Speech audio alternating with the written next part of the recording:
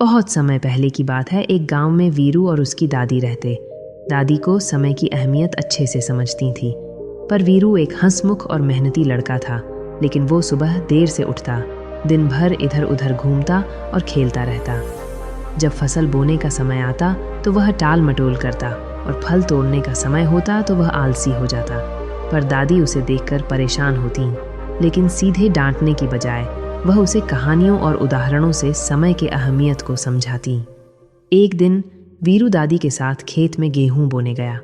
धूप निकलने से पहले ही दादी ने बीज बोने का काम शुरू कर दिया, जबकि वीरू आराम से बैठा हुआ था। दादी ने उसे देखा और कहा, बेटा देखो, सूरज उगने लगा है, समय निकल जाएगा तो काम अधूरा रह जाएगा। वीरू ने लापरवाही से कहा, पता है दादी, सूरज तो फिर कल भी उगेगा, हम कल कर लेंगे।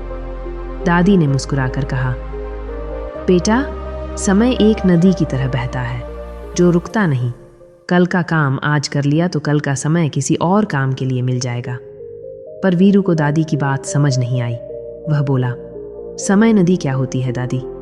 दादी ने उसे नदी के पास ले जाकर बताया कि कैसे नदी लगातार बहती है और कभी पीछे नहीं मुड़ती। उसी तरह समय भी लगातार आगे बढ़ता है और एक बार बीता हुआ पल फिर कभी वापस नहीं आता। वीरू ने ध्यान से सुना और सोचा।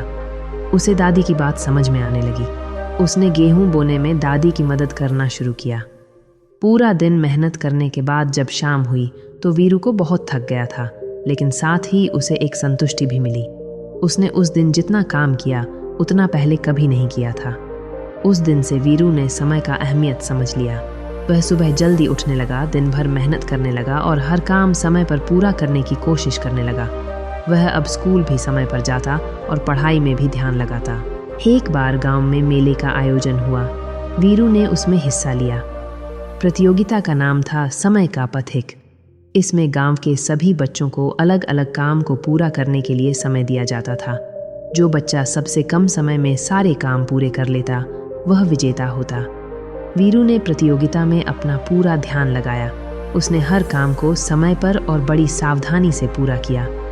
वह धीरे धीरे आगे बढ़ता रहा, लेकिन कभी रुका नहीं। अंत में जब प्रतियोगिता समाप्त हुई तो वीरू को विजेता घोषित किया गया। गांव के सभी लोग उसकी सराहना करने लगे। वीरू को जीत की खुशी से ज्यादा खुशी समय का महत्व समझने और उसे सही तरीके से इस्तेमाल करने की थी।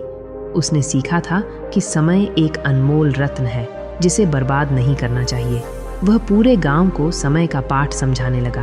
वह कहता था, हर पल सोने में खर्च मत करो, जागो, उठो और समय को अपने सपनों को पूरा करने में लगाओ। ये कहानी हमें सिखाती है कि समय का सही इस्तेमाल ही सफलता की कुंजी है। हमें हर पल का महत्व समझना चाहिए।